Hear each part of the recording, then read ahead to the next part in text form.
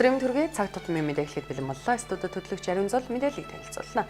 Олон улсын сагсан бөмбөгийн холбооноос өнгөрсөн жилийн удирдлагын үзүүлэлтийг хааж шинжилсэн чансаа гаргасан байна. Монголын сагсан бөмбөгийн холбооны 3 эсрэг 3 баг өнгөрөх чонд үзүүлсэн томоохон амжилтаараа оролцох тэмцээний тоогоо нэмжээ. Тодорхойлбол 2019 оны Монгол улсын 3 эсрэг 3 сагсан бөмбөгийн эрэгтэй эмэгтэй багууд дэлхийн аврах шалруулах тэмцээнд шууд оролцох эрхтэй болсон байна. Мөн бүх төвшний твийн аврах шалруулах тэмцээнд оролцохоор болжээ.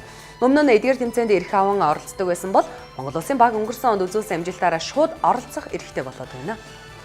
Тусгай сонирхлын аялал жуулчлалыг хөгжүүлэх өвлийн өдрөд Улаанбаатар хотод эрх жуулчдын тоог нэмэгдүүлэх зорилготой Улаанбаатарын өвлийн наадам нэртэй арга хэмжээг 2 дугаар сарын 16-наас 17-ны өдрүүдэд зохион байгуулна. Энэ арга хэмжээг Богдхан уулын үзэсгэлэнт хүрхрээгийн аманд нийслэлийн аялал жуулчлалын газар Sky Resort цогцлбортой хамтран зохион байгуулах юм а. Гадаад дотоодын жуулчдад Монголын ёс заншил, өвлөмшил, үндэсний тоглоом, наадгай, соёлыг сурчлан таниулах, шинэ тутам хөгжиж байгаа нийтийн биеийн тамир спорт аяллалын төрлүүдийг ард иргэдэд сурчлах, жилийн 4 улиралтай Улаанбаатар хотод өвлийн аялал жуулчлалыг хөгжүүлэх ач холбогдолтой юм байна. Мал махны үн өсөнтэй холбоотойгоор малын хулгайн гэмт хэрэг ихсэн хандлагатай байгаад Цагаагийн байгууллагаас анхааруулж байна. Тодорхойлбол сүүлийн үед малыг бэлчээрт нь ядалж толгойг эцэг нь хайж явсан хэд хэдэн тохиолдол бүртгэгдсэн байна.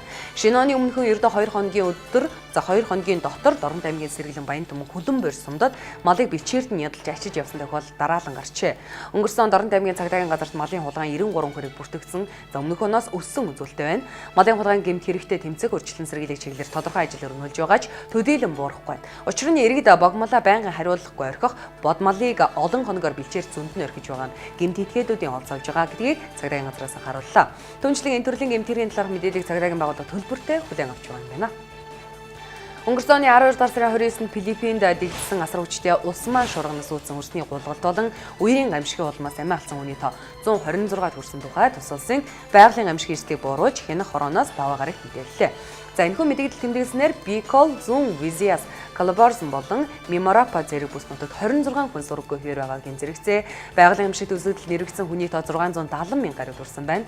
Өнгөрсөн оны 9-р сард Филиппиний хойд нутгийн Лузанаар л хүчтэй хар салхи дэгдсэний улмаас 95 хүн амиа алдсан юм.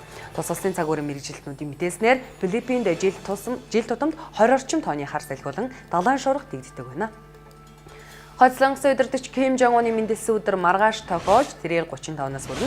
1984 оны 1-р сарын 8-ны өдөр мэндэлсэн гэдэг боловч яг албан ёсоор батлагдаагүй. Өмнөс Лонгосын судлаачид түүнийг 1982, 1983 онд төрсэн байх магадлалтай гэж үздэг. Өвөг эцэг болон аваасаа ялгаатай түүний төрсэн өдрөөр урьдын айлын үндэсний хэмжээний ямар нэгэн баяр ёслол бодохоор төлөвлөгдөг байдаг байна. За Хоцлонгосын 2019 оны Ухаанли дээр тус өдрийг жирийн ажлын өдрийг тэмдэглэсэн байдаг. За Ким Жон Уны 2011 онд ажлаа хүлээн авснаас хойш нэг ч удаа түүний мэндэлсэн өдрийг улс орон даяар өргөн дэлгэр тэмдэглээгүй. Хэвлэлийн мэдээллийн хэрэгслэрч энэ тухай мэдээлэл маш ховор байсаар ирсэн байна. Цаг тутмын мэдээ танилцуулаа. Өргөжлөлн цагаараа мэдээлэл анхаарлаа хандуулна.